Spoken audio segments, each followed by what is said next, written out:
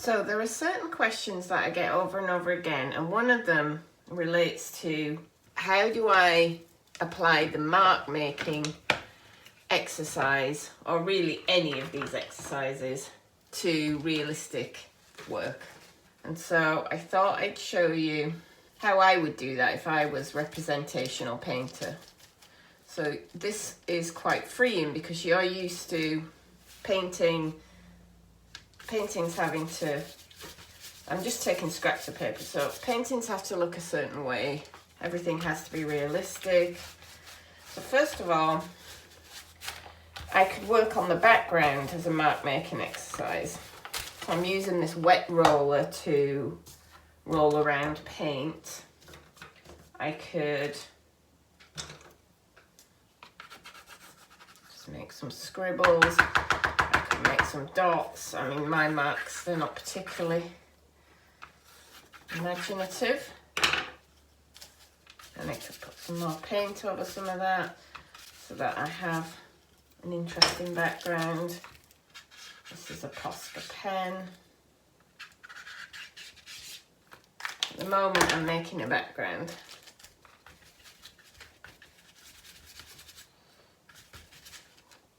And I could just make a few of these, taking colours from my palette, and then let them dry.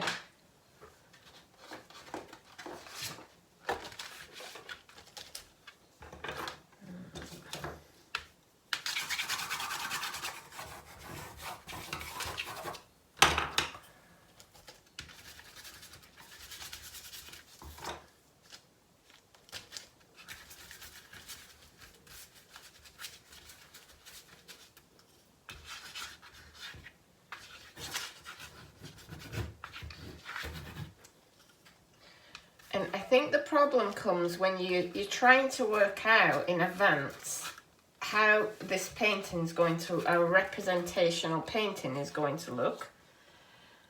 But you can't tell that because you haven't tried it yet. That's the whole point of the exercise. So while they dry, take another, these are all scraps of exercises. On this one, I'm not going to bother with the background first. I'm gonna draw my bowl very badly.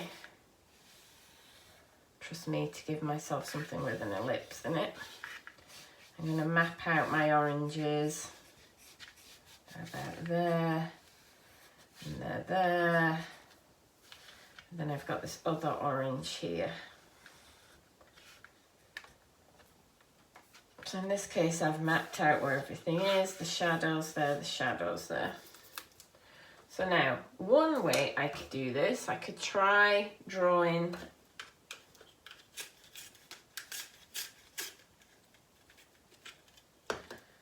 what if I tried drawing in the oranges but just in completely squiggly marks so I never let the pencil off the paper?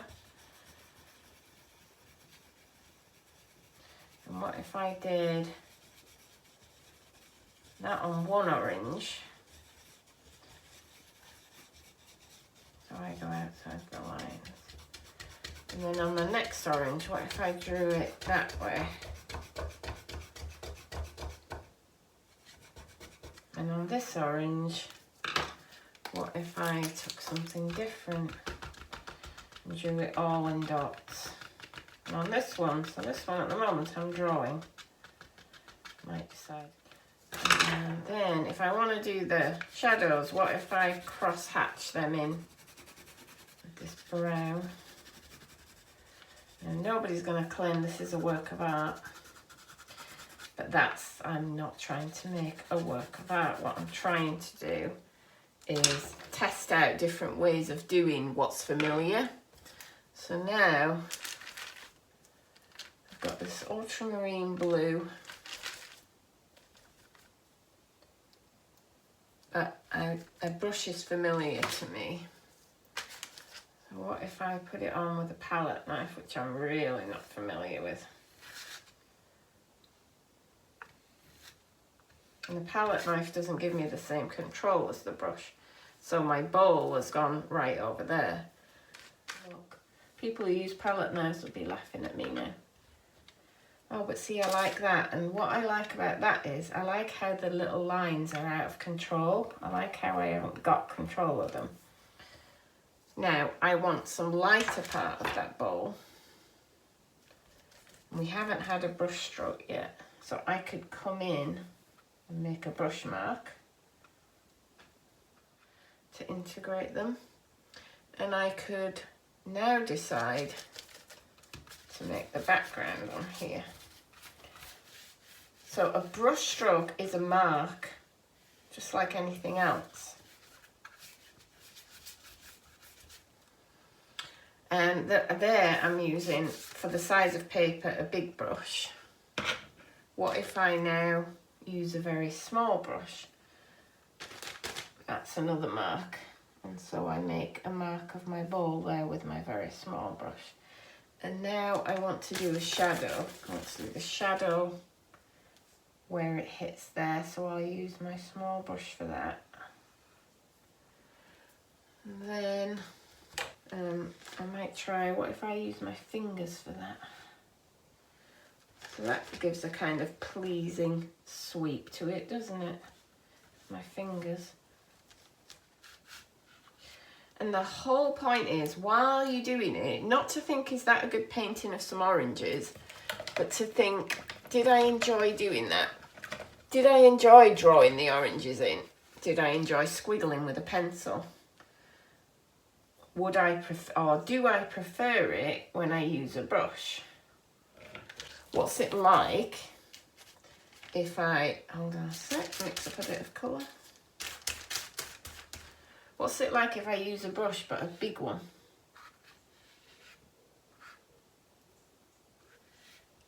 And then I can't get finicky about my oranges because I'm using this big brush.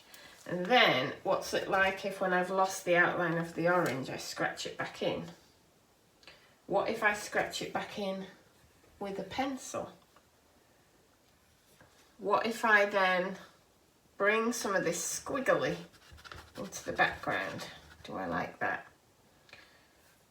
What if I bring some of this orange pencil into the bowl? Do I like that? But now I might want to put in, you know, use some white pen now that's not dried to make the white marks and lighter colour there. But I don't want to use a brush, so maybe I want to try what happens if I scrape these up and bring some, I like how some element of the oranges has gone into the background. But after you've done that, if you want your painting to be more accurately representational, as soon as that's dry, I mean, I can actually wipe that off. But you can wipe the bits off that you don't like, or as soon as it's dry, you can come back in, and I'll do this when it's dry, and paint around bits. And you might find, oh, when I do that, when I wipe paint off, I like how the orange kind of continues into the background, but doesn't. You might not like that. If not, you can paint that back out again. You can paint out parts of where that blue went over and maybe just keep some of it.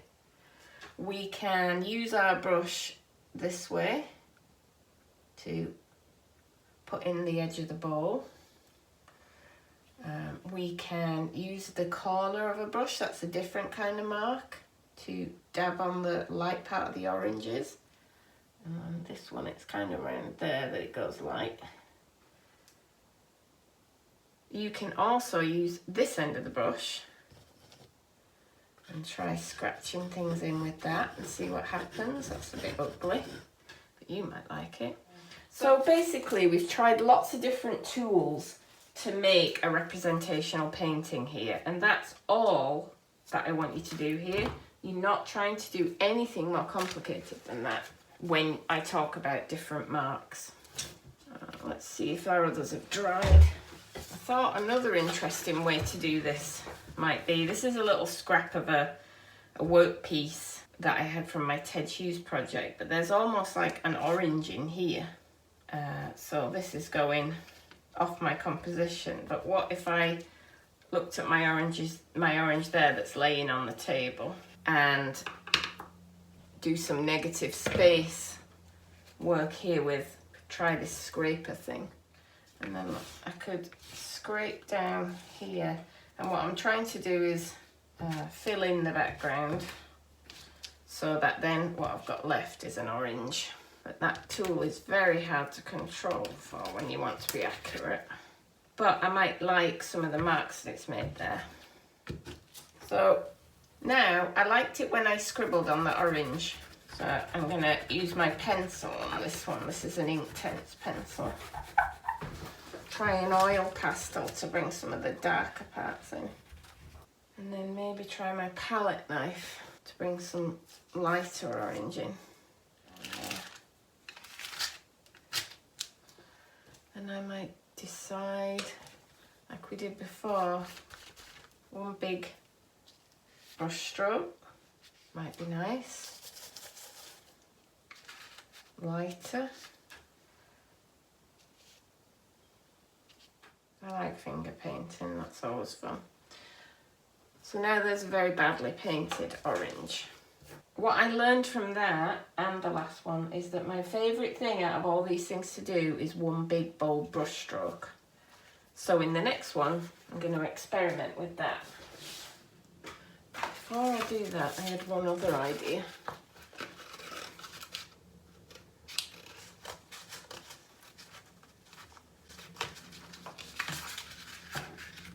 I just thought, what if I tried to print an orange? It through a stencil. So now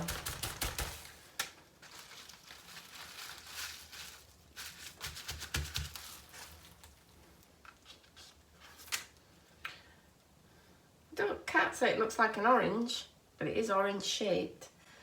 So you could try different things to print with on different parts of the painting. So then you might you might cover almost all that up to make it into orangey orange, a proper looking orange. But you might just like to keep one little bit as spots. And in a future painting, you might want to bring that in. You probably don't. But if you see what I'm saying, it's just all about testing things out, seeing what you like, seeing what you don't. I'm enamoured with these big brush strokes, so let me have a go at doing that on the next one. I think I'm going to do, each orange is going to be mainly big brush stroke, but then there's going to be some mark making underneath it. So my first orange, I'm going to do, that's the one that's laying down by itself. I'm going to do just as I did that one, using the bubble wrap. See, because I don't paint representationally anymore, I much prefer to draw things in if I'm going to get them to actually look like something. If you're a more experienced representational artist, you can probably just start painting, or you'll have your own process for how you do that. Here are basically my oranges in a bowl. So I should call this painting very originally, 2 oranges in a bowl. Now, the brush I'm using isn't a particularly big brush, but it is for this size of paper. If I was painting on my normal scale, I'd be using a much bigger brush. Just like bold brush strokes, letting them lie where they are, not messing with them, is what I want on this painting. And here's where I'm gonna take some of that away. But what I said I wanted to test out was, what if part of each orange was some different marks? So on that one it's bubble wrap printing, on this one it's pencil, and on this one maybe it's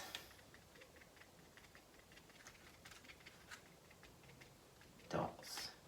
I just think it might give it some life and something a bit different, or it might be a total ridiculous disaster. Now, back to my brush strokes, because that's what I like doing.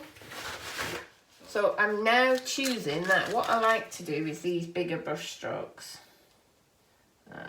Using a brush that's probably too big for what I'm trying to do. I like the lack of control that gives me, and then the fact that I have to problem solve that later. I like the energy it brings in, and I love scratching into paint, so I'm going to scratch in. And then we're going to put in the really dark bit at the bottom. Again, using a brush that's way too big for what I'm doing because I've decided I like that. Use my fingers again to smudge in a shadow, although really I want to change some of this background, so the shadow might be I might be a bit ahead of myself with the shadow. And if I want to put a table on here and show where the table is, so I could define that with a scratch, and where that hasn't worked, I can come in and continue the line with a pen. So I'm gonna do that with a palette knife, which I don't use very often. And I like that scraped off. I like the palette knife put on and then scraped off.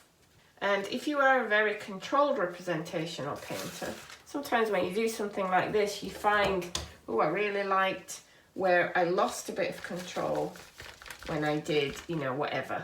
When I put a big mark, a brush, when I used a brush that was too big, or when I got the palette knife and it went everywhere. I really like that. Or you might not. You might say, you know what, on there, what if I use a tissue to blend things in? I haven't done tissue marks yet. With this one, I'm trying to get some definition into it without messing around with little brushes.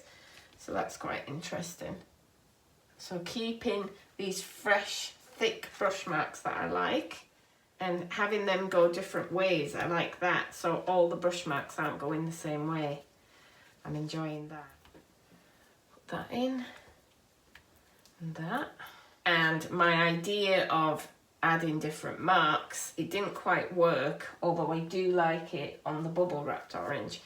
And one thing that would be nice to do would be to echo that effect in the background that I made, so that there's some tie-in between those marks and the background.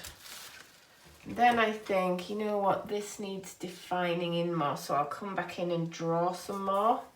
And what if I also brought this idea of mark making into this bowl? But remember, when I say mark making, so all I'm talking about is literally making a mark, which can be with a paintbrush, with a palette knife, with a masher, with a spatula, with a twig. You're not, there's no, it's not, it doesn't just mean dots and lines. What I want you to see from this is that varying the mark making can make any kind of painting more interesting. That if you use small brushes and big brushes and palette knives and dots and dabs, you will actually end up with a more interesting painting than if you just do, you know, whatever you always do. But you might not end up with a good painting. So none of these exercises, I'm not embarrassed to show you this and show you that it's not a good painting, because it's not meant to be. It's meant to be an exercise to try things out. And often you experiment, you don't find anything that you like. You just say, you know, that. And then you might think, well, that was a waste of time. But it's not a waste of time. You just ruled out, you just discovered a bunch of things that are not you. How can that be a waste of time? Like, this is a very thin brush, which I haven't used in this way before, to put these lines in. And I like when things come outside the edge of where they're supposed to be. I do like that. So I'm going back in to put more of these like decisive brush strokes in and keep that energy to it. So this is where we started. So I have a very messy background that I created with initial marks. I then came in and started trying different things, some drawing, some painting, some using different tools. And this is where I first got this idea of an orange that's half marks and half paintbrush marks. And I used either a big brush or a palette knife here, I can't remember, and I liked what effect that gave, where it came outside the edges. So that was some things to learn. This is the one I did where I tried my idea, which came from that. So now I'm trying it with bubble wrap, just as a test, cutting out a stencil as opposed to drawing it first. Then I went and using my idea of the big brush strokes. So I'd liked the big defined brush strokes, so I used some on here. And I use negative space painting, so taking a background, painting everything out but the orange, because there was some orange on there already. I really didn't like the scribbled in oil pastel, so that was something I learned, because I do like scribbled in oil pastel on abstracts. One thing I do like here is where bits of orange just come through the negative space painting. That's from the prior layer. And last but not least, another bad painting of some oranges in a bowl. But what I like about this one is I went for it and tried my different ideas, all the different things that came out of that quick session I tried in here. I'm not sure that I really like this idea of different marks on the oranges, but I think if I was going to do another one, what I'd do next is try and just one approach on all three oranges, probably the scribbling with coloured pencil, then painting over most of it. So instead of having 3 different types of marks on 3 different oranges, I'd probably have the same one but in a different place on each one and see how that looked.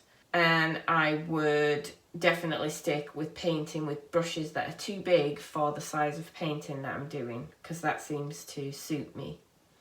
And then with going in and editing and defining that at some point in the future. Now, one thing that's I can't help but do before I leave this one is it's bugging me that there's nothing kind of echoed up here that happens down there.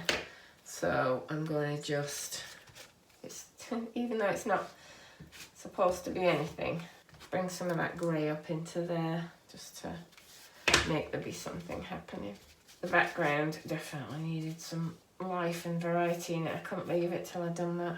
So that's it, a very bad painting of an orange in a bowl, but hopefully it gives you some ideas of what you might try out for yourself and probably spark some much more creative ideas than mine.